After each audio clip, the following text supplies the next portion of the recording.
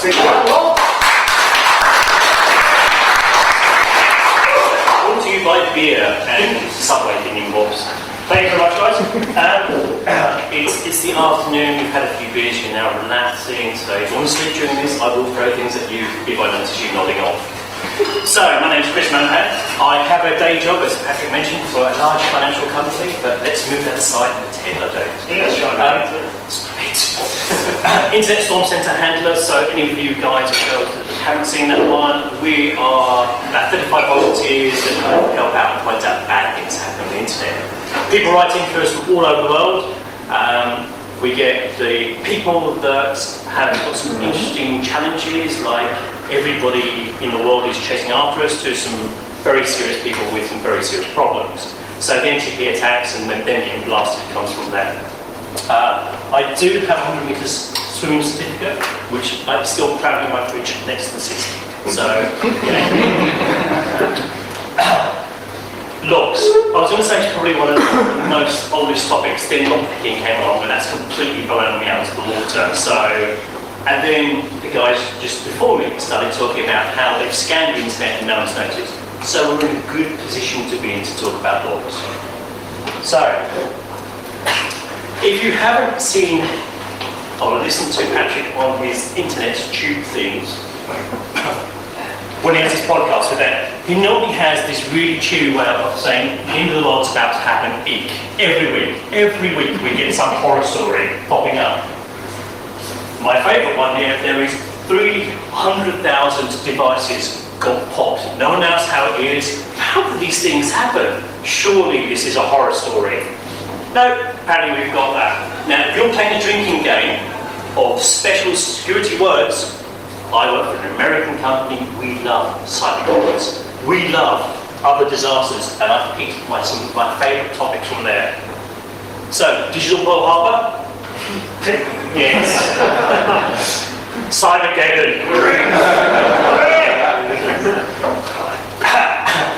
Our very good Russian friends telling us that the world's going to end as we know it.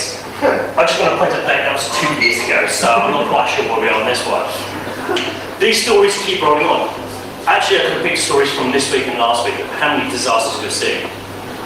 They just kind of tick on. The DDoS that Patrick's already stolen most of my material and talked about already.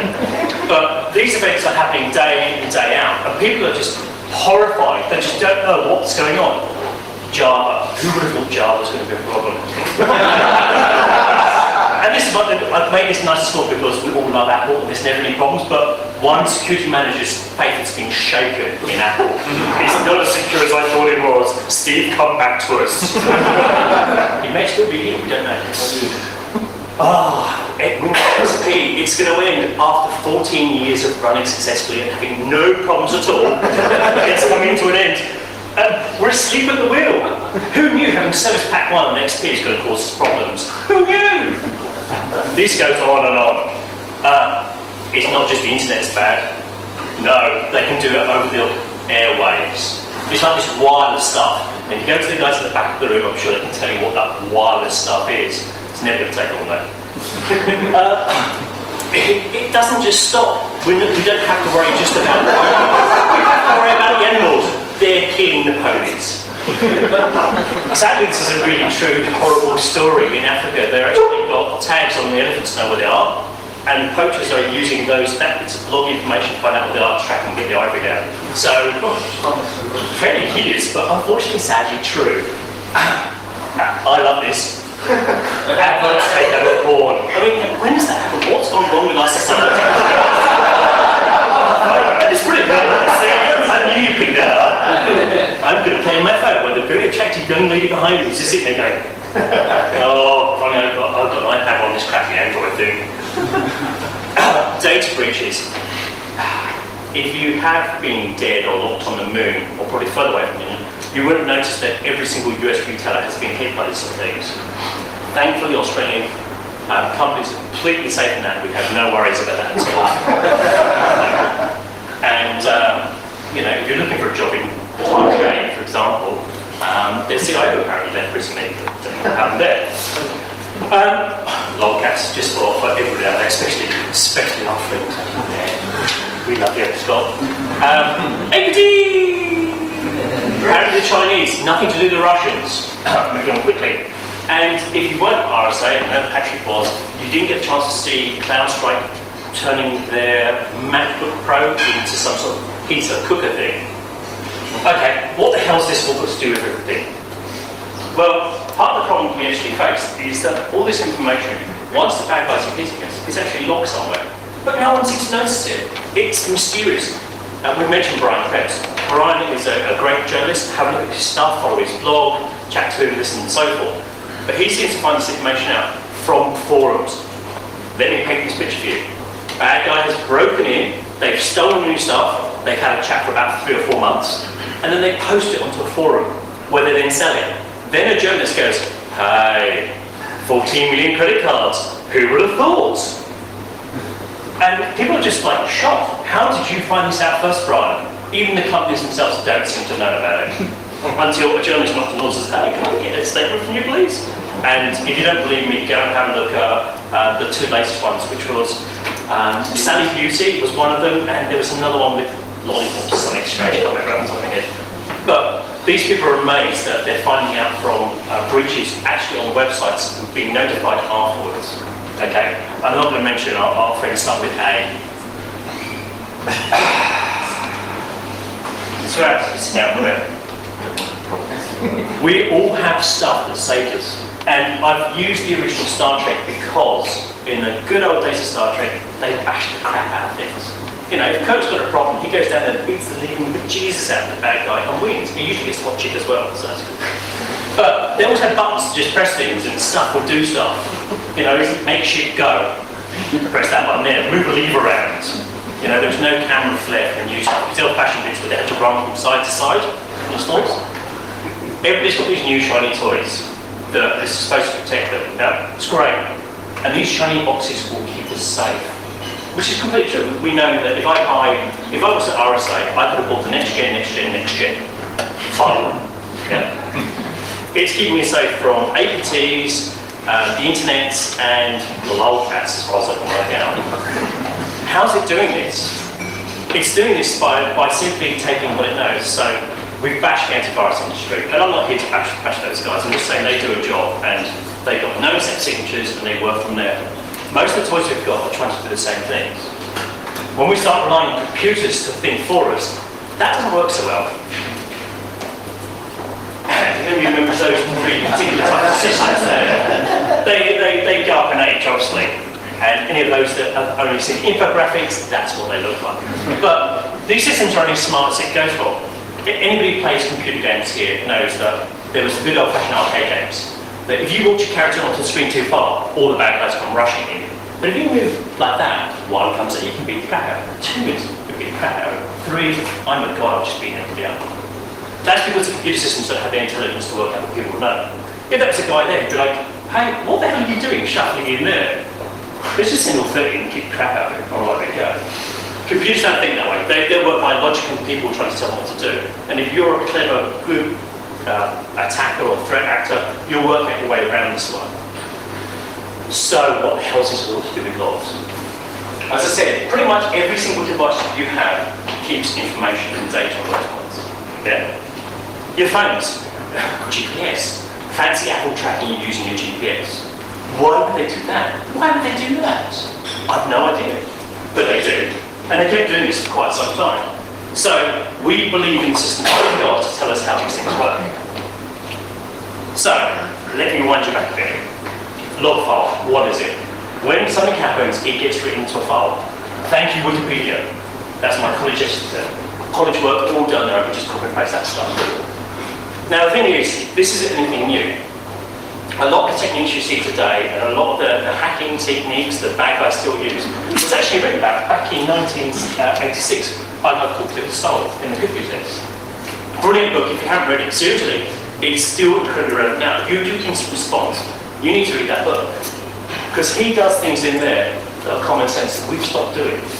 And if you can do the math, I can finish drinking my beer and I won't be able to. But if you do the math, this has been many, many years since we've had these problems.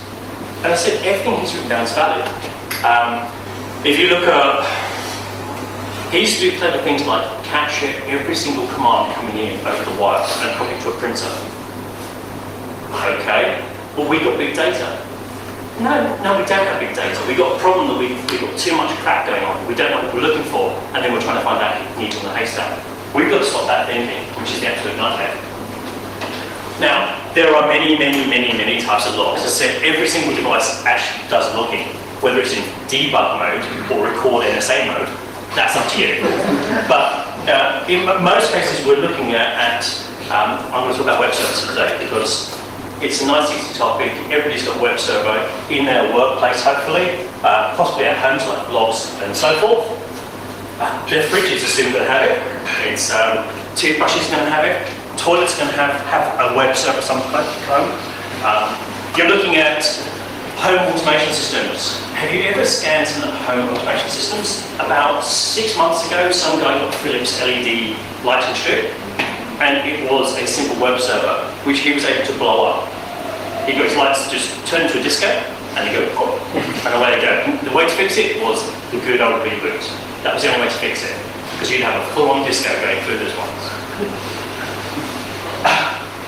And this is going to get more and more persuasive in those ones. The projectors, for example, if I'm using a device, my Apple phone, I'm going to connect up to it, my Android phone, I'm going to connect up to it. It's using web servers. Printers at home, the wireless printing, they're the web servers. And as our friends that scan the internet recently would have found, things that connect into the internet should log if you turn it on. If you turn it on. We've already mentioned in the talks already, and Ewan's kind of picked up before, but threat actors scan the internet. Nice people scan the internet, but not so nice people scan the internet. What these threat actors are looking for is not just kicks and giggles. They're looking for the watering hole attacks. Watering hole attacks, just in case you haven't run into that particular vendor speak, is where you find a favourite website. So let's say Sydney Morning Herald is your paper of choice. The bad guys know you go there all the time. They put some malicious software on it. This would never happen, obviously.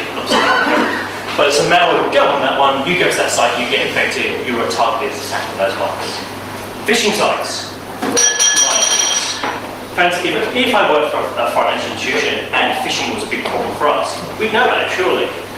Bad guys use phishing attacks for your online banking, they'll use it for your credit card stuff, for your RSA tokens. Can't think why they do that. Finally, it's the hops and redirect. So we've already talked about this really, but if a threat actor wants to make it very hard for you to trace them down, they're going to pick 4 countries, 5 countries, 6 countries where they don't like each other. So, Australia and England during cricket season. Let's pick those 2 against each other. And then Australia, New Zealand, China, Israel, we can pick the list and just pick our favourite geopolitical problems. Russia, we're finding they own everything in that part of the world now, so no problems there. But you've got the bounce off between those points there. So bad guys are actively doing this. If you read the paper, there's a great paper just written by Citizen Labs, where they've actually picked up a number of attackers buying servers in America, of all places, to take over the regime. They've got, it's a software to find out what you're doing and where you are. So those brutal regimes that want to know exactly what you're up to, they're actually tracking through the US, and they found about 30 or 40 different servers in the US. VPS is that these guys have been using. Yeah. And everyone's amazed. We just don't know how these guys are doing it. But what you do, you can track them pretty bloody easily. You just have to have a basic stop trusting the shining flashing lights on your boxes, and the box is saying very clear. You need to step back. You need to understand what's actually going on. And this is one of our really large problems in this industry. And don't mean to particularly preach, but I'm going to. Where's my soapbox? Anyway, right, no soapbox, but I have a beer instead. Okay. We need to actually understand what's going on logs. It helps us troubleshoot, it helps us work out what's actually going on in our environment. Stop trusting the box, stop trusting Skynet. Okay? One of the horrible things that I always see junior responders do is there's a major incident on, they look at the log for the first time in their life and then freak out. It's 20,000 lines, 40,000 lines, 2 million lines, 2 billion lines. Because no one's bothered looking at the phone, and they're trying to work out what it means and if it actually has information that's useful to them. Stop that. Logs aren't going to stop what's happening in the future, but they do actually predict what's going on. So we just saw the guys doing scanning, right? So the guy showed you they scanned a whole bunch of systems, and they were incrementing through faults. So what do you expect after? So if something connects to my VNC of 5900. Okay? Is it likely that someone's going to try and connect to that afterwards if they're an attacker? More than possible. So should I go and check the logs on that one? Or see if there's been any exchange activity from that box telling my network? It's thinking about these things. Bad guys do realise that logs are there and defenders will use them. Really? Most bad guys don't give a monkeys. You can see that in all the reports. Those reports I went through, the bad guys didn't care. They're just like, man, who noticed? And we had one out of how many different companies these guys did the scanning on over. One person complained about it that we know of. Okay? So that's saying most of us are asleep at the wheel. That's it. Alcohol always helps when going through log review. Really, it does. It helps you focus the mind. Things might seem blurry, you can go back and think about it a bit later on. So, bad guys. Threat actors, adversaries, whatever you want to call them, apart from actors. But threat adversaries up there. The first case, they're going to want to know the organisation. Super smart ones will do all the social engineering reconnaissance and never ever touch a system until they have to. So they'll work out everything about it, socially engineer you, go to events like this, business card, phone up your friends and family. Social engineering does a much better job than computers. But if I want to steal top secret files at some stage, hopefully there's going to have to be a connection to your network. And that's where this whole cycle from here downwards in the APT model, or box down crimeware, or box down malware, is where you're going to pick up these people. And we can record that information. Oh my goodness, there are big super ninjas that are rockstar, superstar snowflakes of a special nature is irrelevant as long as you're recording them. Because you go back and look at this, and if you look at the manual APT1 report, that's pretty much what they do. They make a huge amount of money about turning up to companies saying, can you show me your log files, please? Great, you were breached 3 months ago, here, and here. And they go through this step, this step, this step, and this step, and they let out again. How can they get information from log files? And it's not that they've got some spy in the company, they're just looking for the log files. When Mandy did that great report on North Carolina and the breach of credit card data, they went through every single step and they were able to publish that information in incredible detail because they looked at the log files. Nothing else. They didn't have, as I said, they didn't have any advanced intelligence or whatever. They sat through the log files and went, yep, they did that, where's this go to? It goes here, and mapped it through. Why have we lost that ability to do that? Well, that just kind of throws them out. So, looking at logs can be scary. There's lots of lines on the screen, and there's numbers, and there's things that go on there. And honestly, if you've ever sat at a help desk and shown one of these guys in the first place, like a list like that, that scrolls and scrolls and scrolls and scrolls, flashing lights and cursor lines are very scary. That's why I'm an MTSC. next, finish, analysis. No, MTSC, sorry. But seriously, you look through this, and overwhelming people with information is always problematic because it doesn't matter what it is. If you start overwhelming people, they'll never get it. They'll just simply step back and scream. So it's our jobs to educate people. And this information, when you break it down line by line, is a heck of a lot easier. So really simple Apache web log. If you go to the Apache log itself, it shows you how to read logs through the systems. Most times I find people reading logs is after they've been attacked or wondering what's going on. So mentioned the Internet Storm Center, people write into us and say, hey, we've got this problem.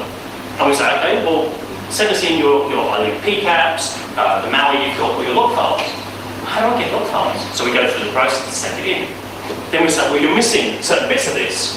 There are certain files and pieces of that data are going. So I thought, we didn't know about that. Should we go on expensive training to do that? And my answer is yes. Spend as much money as possible to keep the economy going. Really, get as many qualifications as possible because that's good for HR and LinkedIn. Yeah. No, but seriously, people need to spend time doing this. Stop doing all the deep little coding and worrying about if my non-vendor specific IDS system is flashing lights at me and I have to turn it from red to green by right-clicking. Find out what the heck it's flashing in the first place. Go back and actually look where that system came from, where it's pulling the information from. There are some great amalgamation softwares out there. I'm not going to mention anything, but there are some great ones out there. But if you're not using them properly, they're completely useless to you.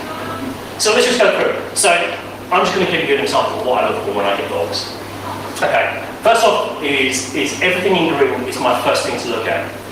So I'm looking at IP address there, the information it's trying to get, followed by where it came from and the user agent.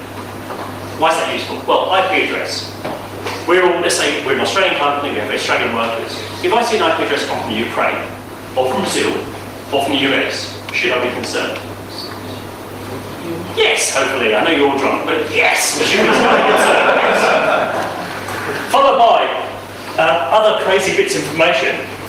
So followed by other crazy bits of information. What you don't want to do is you want to understand what your company does. You want to understand what should be on your web service properly. You don't need to know everything, but just have an understanding. If I see a really weird referral URL like sexy monkey 123 forum of love / evil hacker / 123 / 896 question mark something, that's probably not a good referral to come from. Google, they do no evil, so we're good. And that's where most of our things come from. And the same with user agents. Now, everybody's device here has a user agent on it. Whether it's telling the truth or not is irrelevant. You have a user agent in your system. You can hide it and do other things, but most people don't bother. So, this one here is Windows 98. So, Windows 98 systems come to our box. We know what version of the browser is and where it goes. If I see Colbot up there, or die, evil back, which you laugh, I've seen it. You know, let's say there's. I'm going to come back to a bit later on, there's going to be some hugging going on if it keeps going. But no, so you've got this information, so what you're looking at is trying to baseline some norms in your company. You know, so we're all the same company, right? The corporate browser is Windows Internet Explorer 8.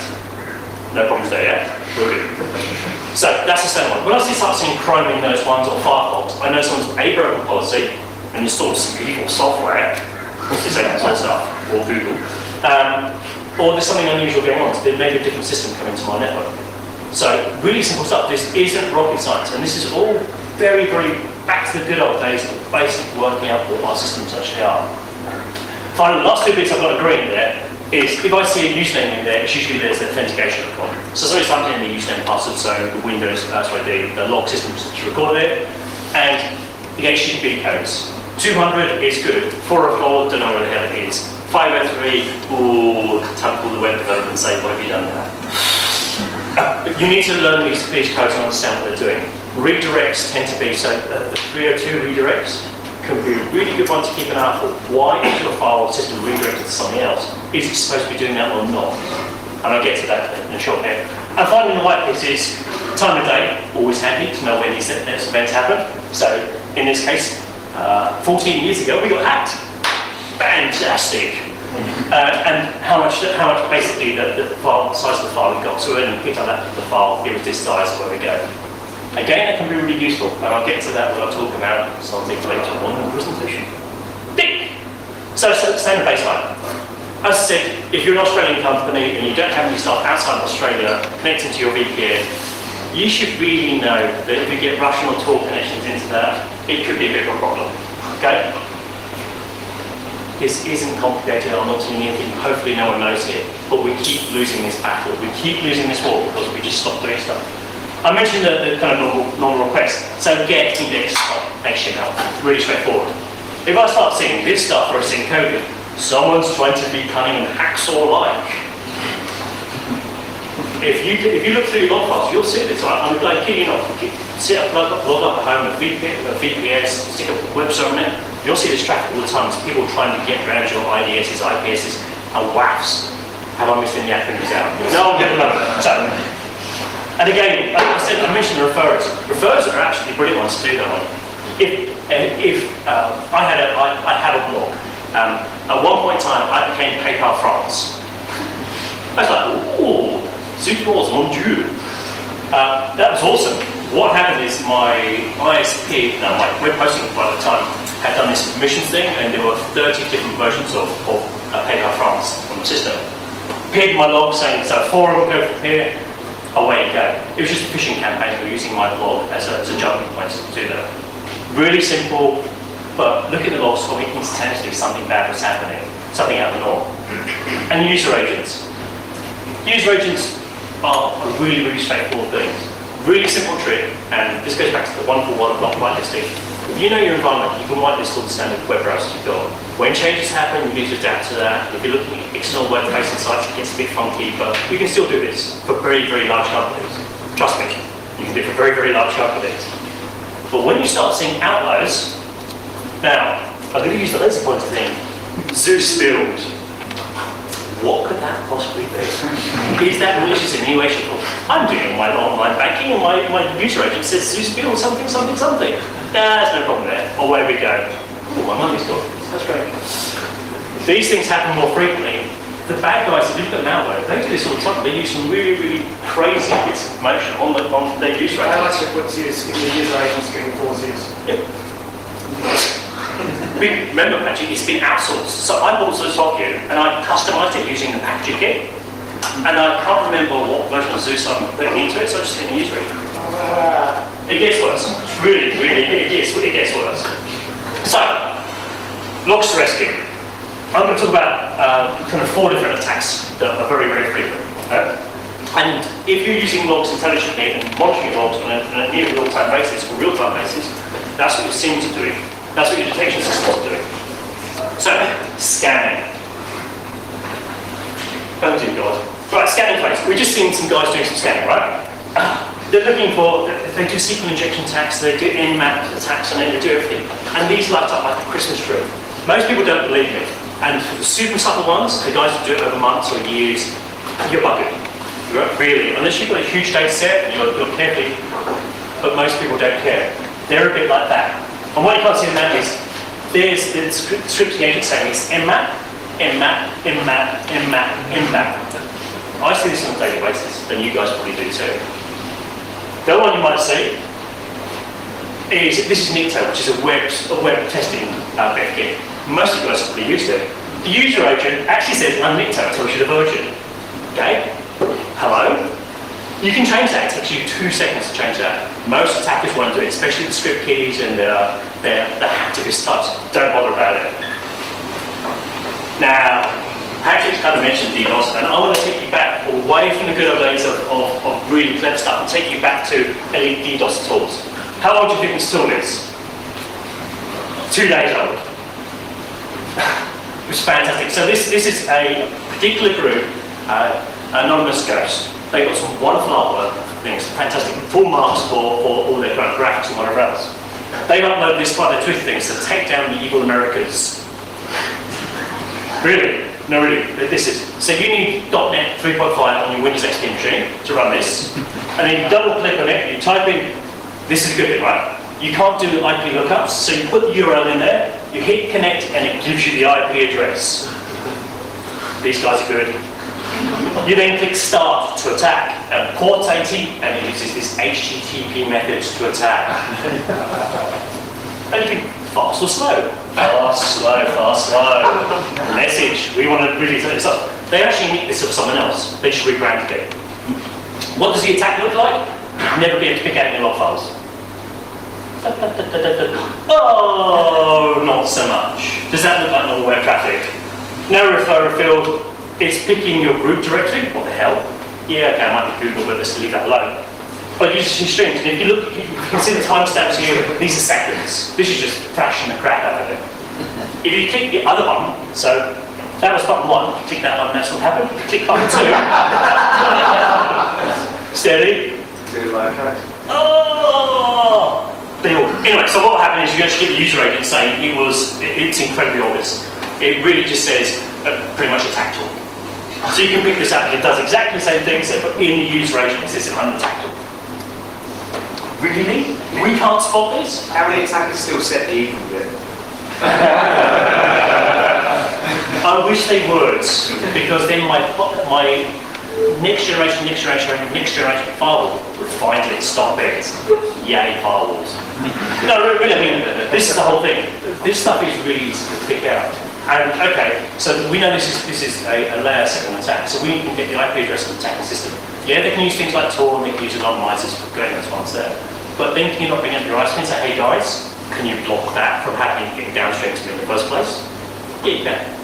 And that's what some large organisations have done. They just said, you know what, let's just kill this block off here. Tunisia, as an example, let's just stop them from talking to us because we don't do business there. Phishing sites. Phishing sites. I can wax a little bit about this, but I'm not going to tell you the trick bit quickly. So, your web server occasionally, as I've already mentioned, can become the next PayPal, Westpac, or whatever the hell it wants to be. Because bad guys simply just clone the site and drop a copy onto your web server. You've got no permissions in there, FTP upload, you've just horribly configured. You don't know what WordPress is, you've installed it, yay, I'm an IT administrator. I run my corporate log from there. Never happens. Patrick never ever reported on things like that. It's great. I mean, it's great when Patrick here because it's like, here wrote a story about that. Oh, everything, basically. Just listen to his podcasts. But really, you just see these different sites. If a bad guy wants to clone a site, they will do. We've all seen the Westpac ones. I frequently get ones from Spanish banks for no apparent reason, and they point to some random website in Poland. Poland's the flavour of the month. Then in Brazil, then they'll come back to Australia. But they just do it because it's an easy target. These things are phenomenally simple to see in your web box. Really, if you start getting a thing that pops up, it mentions Westpac, and you're not Westpac, you should say, we've got a problem. And let's go and talk to the lovely web developers. Ooh. Finally, this is my favourite bit. So you've got a website, the bad guys have nicked your website, and they copied it onto the website, but they're too lazy. They want to refer back, they use the code to refer back to your real live website. So you see these things coming straight back to you, asking for your banner, for example, or your spinning logo, or whatever else.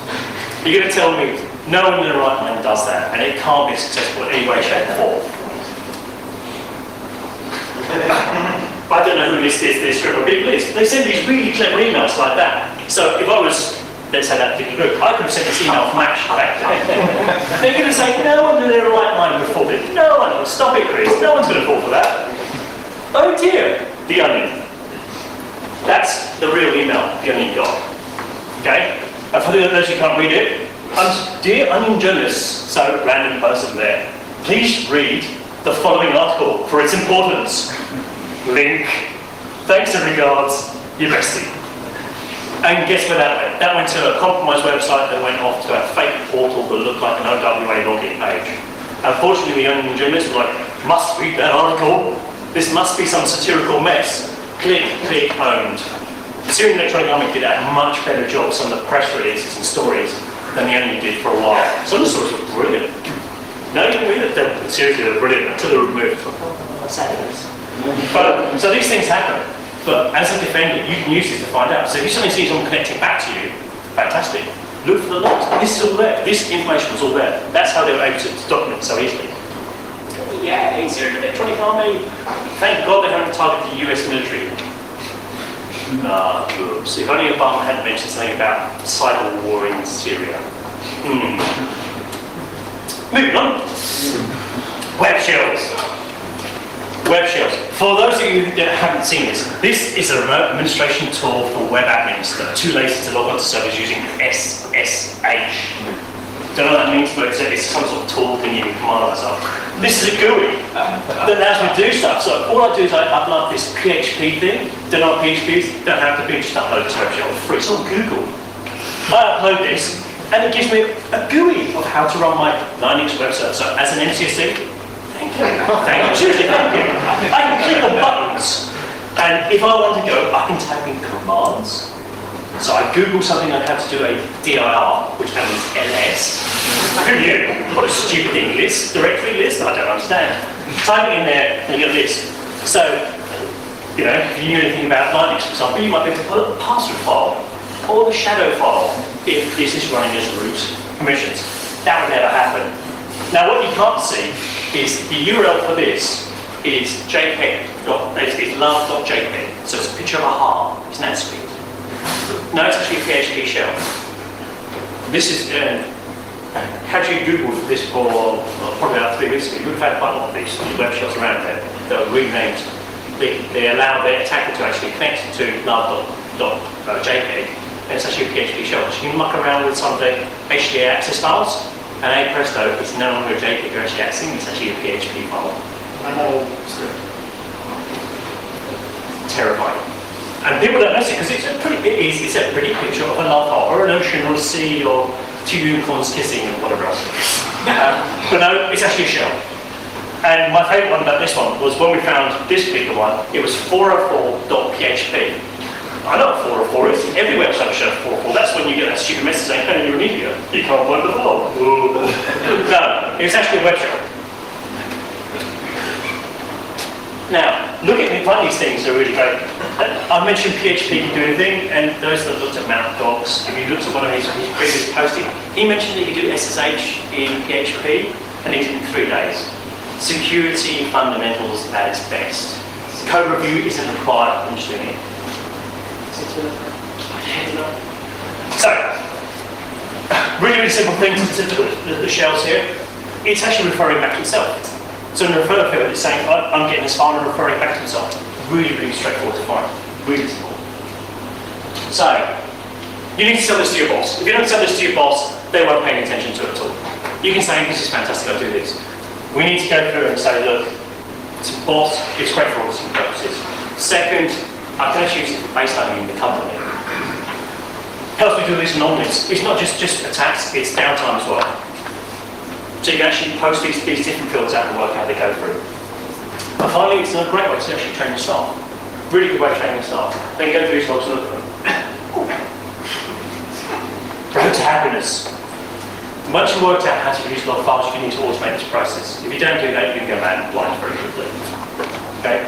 Practice. Review logs. Actually work out what should be in them, how to do things in those steps. And if you don't know how to do this stuff, turn around to your friends and say, hey, how do you do this? What does this log? If I'm not a Cisco guy, talk to a Cisco guy. Find out what should be in the log files and how to do it. Still, make friends, steal their ideas.